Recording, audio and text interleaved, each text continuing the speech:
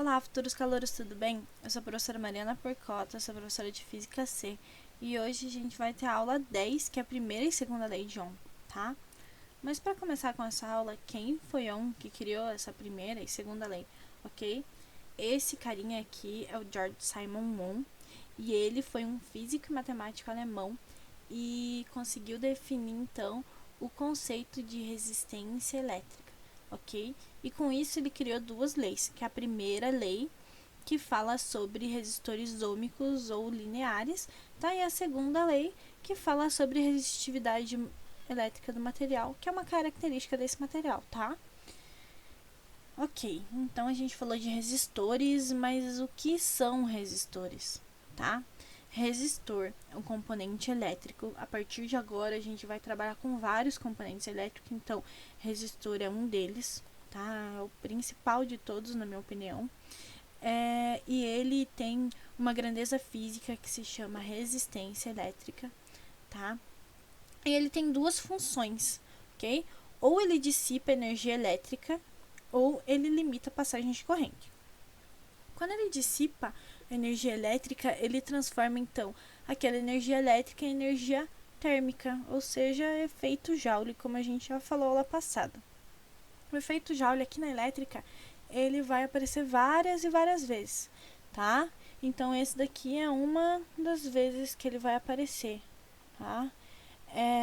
Essa dissipação de energia elétrica, ela pode ser um fim, tá? Quando aquele circuito ele tem função de aquecer, ok? Mas ele também pode ser alguma coisa indesejada que você precisa diminuir o máximo possível, ok?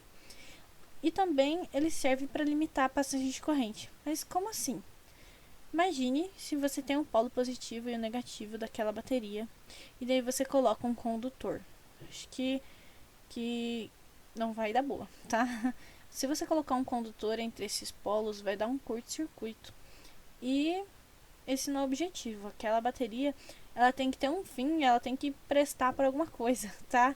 Então, eu preciso colocar esse resistor, é um dos componentes, enfim, que vai estar no meu circuito, para que aquele circuito tenha uma utilização, tá? Para que eu limite aquela corrente, para que ela não passe loucamente de um polo ao outro e ela não tenha nenhuma utilização no final das contas, tá? O resistor serve então para dar uma pausa nessa corrente e falar calma aí, beleza? Para que ela passe de pouquinho em pouquinho, tá? Para que ela no final das contas tenha uma utilização, não queime os componentes que possam seguir, assim vai, ok? Então, são esses aqui, podia ter trazido vários exemplos, mas eu trouxe esses três aqui que acho que são os mais visuais, né? Mas existem outros vários, ok? Aqui então eu tenho para dissipação de energia elétrica, esses dois primeiros, tá? Que aqui é um aquecedor e eu tenho uma resistência de um chuveiro elétrico, ok?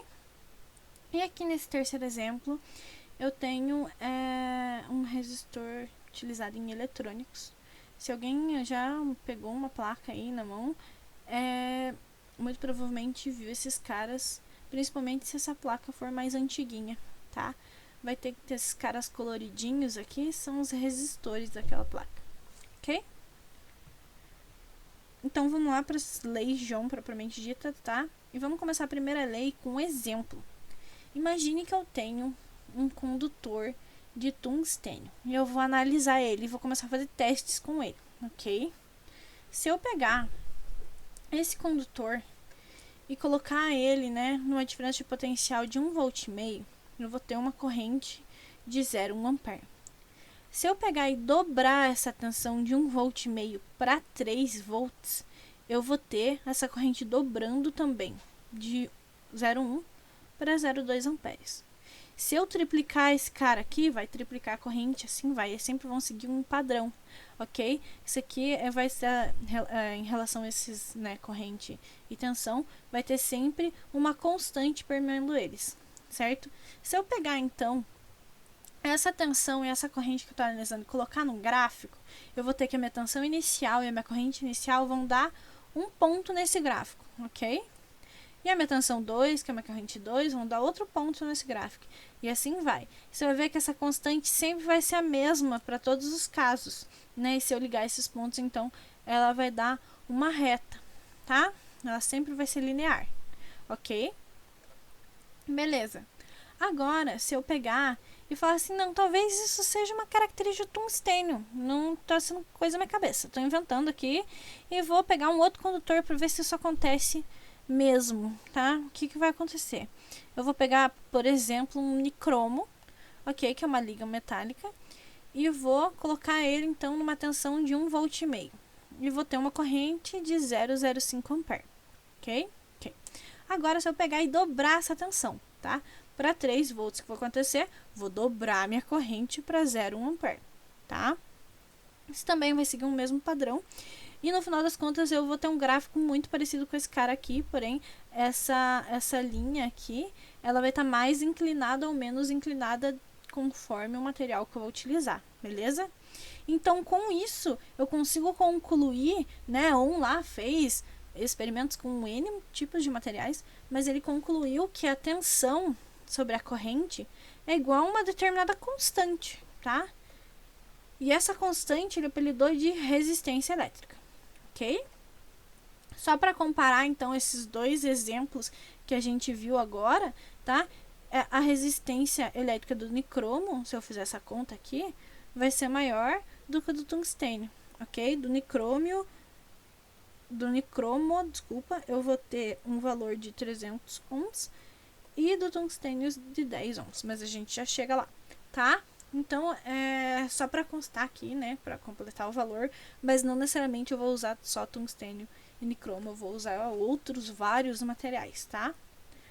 Então, a gente consegue concluir que se eu pegar a tensão daquele condutor, imposta àquele condutor, e a corrente que vai passar por ele, vai dar uma constante, tá? E todos esses valores eu posso colocar num gráfico que vai gerar esse gráfico. E esse gráfico tem uma característica muito importante. Ele é linear e ele vai representar um resistor ôhmico, tá? Esse resistor ôhmico ele também pode ser chamado de resistor linear, ok? Mas normalmente é chamado de resistor ôhmico. Essa é uma característica fortíssima dele. Então, guardem no cantinho do coração de vocês esse gráfico, que ele vai ser bem importante. Ok? Continuando com a primeira lei de Ohm, então eu sei que aquela constante Ohm apelidou de resistência elétrica, tá? Então, aqui só substituindo, né? Eu tenho aqui tensão sobre corrente e a resistência elétrica. E essa, então, vai ser a nossa primeira fórmula da aula de hoje, que é a fórmula da primeira lei de Ohm. Um macete dela é a fórmula do Hui, tá? Mas eu, particularmente, prefiro chamar ela, né? Realocando aqui, jogando a corrente para outro lado. Eu prefiro chamar ela de Uri. Uri, ok? Aqui, então, eu tenho a tensão elétrica, ou diferença de potencial, é o mesmo nome para dois nomes para a mesma coisa. E ela tem unidade do Sistema Internacional de volt. I corresponde à corrente elétrica, que é em ampere. E R, que é a resistência elétrica daquele condutor, que a sua unidade é ohm, que é essa ferradura aqui, tá? É uma letra mais estranhona, porque ela é uma letra grega, tá? Essa letra aqui se chama ômega, é um ômega maiúsculo, ok? Então, é uma letra que se chama ômega, mas o nome da unidade que ela representa é ohm, ok? É o mesmo do nome da lei de Ohm, certo? E eu tenho também símbolos para essa resistência, tá? A partir da aula que vem, a gente vai começar a trabalhar com circuitos, enfim, e essa resistência vai estar representada nesse circuito.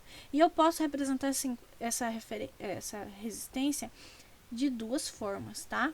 Ou nesse primeiro símbolo aqui, que é um símbolo americano, ou esse segundo, que é uma simbologia europeia, tá? Eu posso encontrar das duas formas. Você vai encontrar, na maioria das vezes, desse primeiro jeito, mas nada impede que você encontre dessa segunda forma também, ok? E aqui, como a gente já estava falando de condutores ômicos, existem também os não ômicos. Ou seja, são aqueles que não são lineares, eles não obedecem regra nenhuma. As regras para que regras, né? eles não seguem uma regra, tá? Então, tensão dividido aqui pela corrente, que dava uma constante, para os não ômicos não dá nada, você dá uma resistência naquele ponto. Ou seja, tensão, se eu pego uma tensão inicial e uma corrente inicial, né, eu vou ter uma resistência inicial. Se eu pego, no segundo caso, uma tensão 2 e uma corrente 2, eu vou ter uma outra resistência. E se eu mudar, vai ter outra resistência. Assim vai, tá? Ele não vai seguir um padrão, ok? Então, para cada tensão e cada corrente, eu vou ter uma resistência específica, tá? Nos ômicos já é diferente. A resistência vai ser a mesma para todo mundo, ok? Ah, só lembrando aqui, né, que eu esqueci de falar, é a mesma fórmula, beleza? Só a resistência, então, ela não vai ser igual para todos os casos, mas eu posso calcular tranquilamente com a mesma fórmula, ok? E aqui eu tenho nosso condutor ideal, tá? Eu acho importante trazer ele aqui, porque pode confundir um pouco na cabeça de vocês, tá? O condutor ideal é um condutor que não existe e que ele vai ter uma resistência elétrica igual a zero, tá? Mas por que eu tô trazendo esse cara aqui se ele não existe? Porque muitas vezes a gente vai considerar como se ele existisse, tá? Só falando que a gente considera às vezes umas coisas, né, que não existem para facilitar a nossa vida, por exemplo, lá na mecânica. Quando você tá içando um material, né, e daí você tá erguendo ele com uma corda e tal, e daí o professor fala assim, desconsidere a massa dessa corda e considere que ela é inextensível. Na vida real, a gente sabe que aquela corda tem uma determinada massa e sim, ela não é inextensível. Porém, né, para que você consiga calcular aquele exercício com uma maior facilidade, e aquelas vezes aquela corda é leve e aqueles dados eles não vão influenciar significativa no meu exercício de forma significativa, então eu desconsidero mesmo, ok? E é isso que a gente vai fazer, tá? Aqui vão ter muitos condutores que vão ter uma resistência elétrica tão pequenininha, que não vai influenciar em praticamente nada, tá? Então aquela resistência elétrica pra gente vai ser desprezível. A gente sempre vai falar, então, esse cara aqui eu vou considerar que ele é ideal, ok? Porque a resistência elétrica dele é tão pequena que vai ser desprezível, ok? E, né, até que enfim, nossa segunda lei de Ohm, que fala sobre as características daquele material propriamente dito, tá? Eu vou falar então do comprimento dele, que vai ser o L, e da seção transversal, que vai ser o A, também pode chamar de área, tá? E vai ter um outro carinha novo que vai entrar aqui na jogada, que é a resistividade, que é representada pelo Rho, tá? Que é uma letra grega também. Resistividade elétrica, que é uma característica daquele material. Então, se eu tenho material de cromo, sei lá, eu vou ter uma resistividade. Se eu tenho material de cobre, eu vou ter outra resistividade. Se eu tenho material de tungstênio, eu vou ter outra resistividade, tá? Vai ser uma característica material e é uma característica, uma resistividade é uma característica tabelada e que sempre vai ser fornecida, ok? Beleza. Então, aqui eu tenho o comprimento desse condutor, né? A área ou seção transversal, certo? E a resistividade, que é uma característica. E eu vou então gerar essa segunda fórmula, beleza? Que a resistência elétrica daquele material vai ser igual a Rho vezes comprimento sobre área. Ou seja, uma setinha aí, Rho lá, ok? As unidades, né, eu posso utilizar ela no sistema internacional ou de forma usual, tá? Tanto faz, você pode usar qualquer uma das duas, é importante que você não confunda. Se você está utilizando em metros, utiliza tudo em metros desde o início até o final. Se está utilizando em milímetros, você utiliza em milímetros do começo ao final. Não mistura. É importante isso. Você pode usar sistema internacional ou sistema usual, tanto faz, tá? Só não mistura, ok? E aqui então as unidades da resistência, que é Ohm, da resistividade elétrica, que é 1 milímetro quadrado sobre metro, ou 1 metro, né? Comprimento em metros, e a seção transversal em milímetro quadrado ou metro quadrado, ok? E a temperatura e resistividade, tá? Isso é bem importante, isso pode cair em questões mais conceitual, mas é importante que vocês entendam como se comporta, tá? Voltando então lá no efeito Joule, que a gente já comentou e vai falar várias e diversas vezes ainda, que esses dois caras têm a ver. Quando eu mudo um, eu mudo necessariamente outro. Ou seja, se aquele material está esquentando por algum motivo, vai mudar a resistividade, tá? Na maioria destes materiais.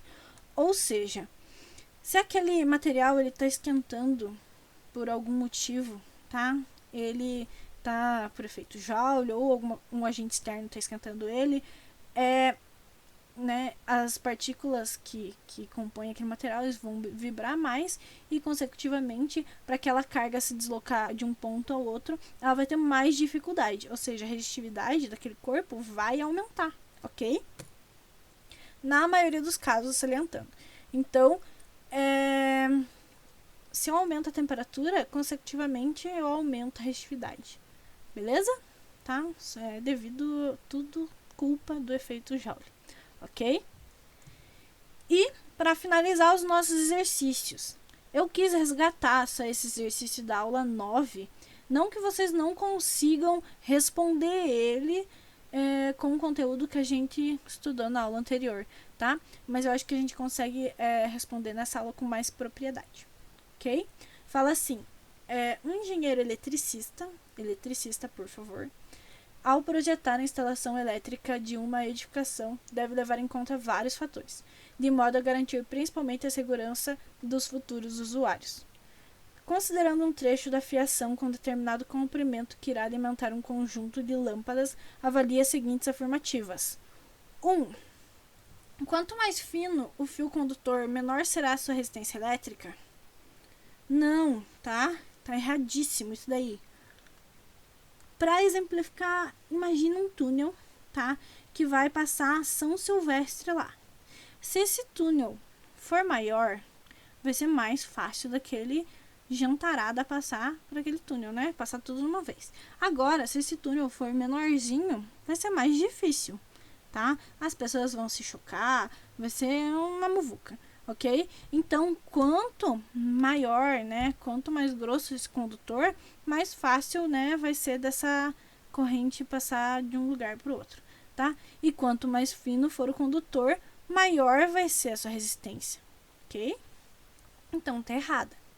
A 2 fala, quanto mais fino for o fio condutor, maior será a perda de energia em forma de calor. Sim, tá correta. Por quê? Se eu tenho esse condutor que é fino, certo? Essa carga ela vai ter dificuldade de ir de um ponto ao outro ponto, certo? Elas vão ficar ali se chocando e vai aumentar o efeito Joule, né? Vai ser maior a perda de energia em forma de calor, ou seja, efeito Joule de novo, ok? Então está correta. E a 3 fala, quanto mais fino for o fio condutor, maior será a sua resistividade, ok? E está errada, porque nesse item 3 fez uma salada com os conteúdos que a gente estudou até agora, ok? Ele está falando de espessura de fio e ele está falando de resistividade. Uma coisa não tem nada a ver com a outra, tá? Resistividade é uma característica do material, tá? Não tem nada a ver se o fio é fino, se é grosso, se é grande, pequeno, tanto faz, ok? Resistividade é característica material, então muda do componente lá, né? Se ele é cobre, se ele é prata, se ele é ouro, se ele é tungstênio e assim vai, tá? Daí espessura do material é outra coisa, ok? Então está errada. A única certa é a 2. Resposta correta, B. No exercício 8, fala assim, sobre as características de resistores exclusivamente ômicos, lá do comecinho da aula, analise. 1. A potência elétrica dissipada pelo resistor depende da intensidade de corrente elétrica que atravessa? Sim, tá? Se eu vario essa corrente elétrica que passa por esse resistor, varia também a potência, ok? 2. A resistividade é uma característica do material do qual o resistor é feito. Quanto maior for o valor de resistividade, mantidas as dimensões espaciais, menos condutor é esse resistor. Verdade. Quanto maior a resistividade, mais dificuldade daquela carga tem de passar um ponto ao outro. Então, menos condutor ele será, certo? 3. A classificação como resistor ôhmico se dá pelo fato de que nesses resistores os valores de diferença de potencial aplicada na intensidade de corrente elétrica, quando multiplicados, geram sempre o mesmo valor constante, tá? Errada por um detalhezinho, tá? É quando multiplicados? Não, é quando divididos, ok? Como a gente já viu lá no comecinho da aula. E 4, fala assim, a potência elétrica total de um circuito elétrico sob a diferença de potencial não nula e constituído apenas por resistores é igual à soma das potências dissipadas individualmente em cada resistor, independentemente de como eles são associados, tá? Está correta. Ou seja, se eu faço a potência total daquele circuito, ou a potência em cada componente, somo todo mundo, vai dar o mesmo valor, tá? Então está correta também. A resposta vai ser a D, tá? A 1, 2 e 4 estão corretas, ok? E para finalizar, o exercício 9 lá da UFPR, que fala assim: as propriedades elétricas de dois resistores A e B foram investigadas e os dados obtidos por elas foram dispostos na forma de um gráfico tensão por corrente, tá? Em que V é a tensão e I é a corrente que por ele circula. As curvas para os resistores A, que é a linha cheia, e B, tracejada, são apresentadas na figura ao lado. Com base nos dados apresentados, considere as seguintes afirmativas. 1. O resistor B é ôhmico. O resistor B, então, é o tracejado, como ele já falou, tá? Ele é ôhmico? Sim, ele é uma reta. Então, ele é ôhmico, tá? Se você tá com dúvida nisso, você pega ponto por ponto e divide a tensão pela corrente, você vai ver que vai ter sempre o mesmo valor de resistência, ok? Se eu consigo concluir que B é ôhmico, A então é não ôhmico, certo? 2. Os resistores têm resistências iguais quando submetidos a uma tensão de 10 volts. Vamos lá. Temos aqui uma tensão de 10 volts, certo? Vocês podem ver que eles dois estão em cima do mesmo ponto nesse gráfico que corresponde a 20 mA, tá? Então, sim, eles têm a mesma resistência elétrica, beleza? Se você quiser descobrir a resistência elétrica, divide um pelo outro, ok? 3. A potência dissipada pelo resistor A quando submetido a uma tensão de 20 volts vale 0,6 watts? Não sei, vamos ter que calcular, não é mesmo? Então, você lembra lá da aula 9 e calcula. Você lembra das 3 principais fórmulas de potência e uma delas, que é a PUI, tá? Você calcula. Então, eu tenho a potência, eu tenho meu valor de tensão, que é de 20 volts, e o meu valor de corrente, que é de 30 miliamperes, tá? Lembrando dos múltiplos e submúltiplos, mili é igual 10 a menos 3, tá? Guardem os múltiplos e submúltiplos no coração de vocês, porque vocês vão usar muito, tá? E não somente nessa matéria. Calculando tudo isso, eu vou ter um valor, então, de 0,6 watts, está correta, tá? E a 4 fala assim, já dei spoiler ali, né? Mas fala o resistor B apresenta uma resistência de 50 ohms quando submetido a uma tensão de 5 volts.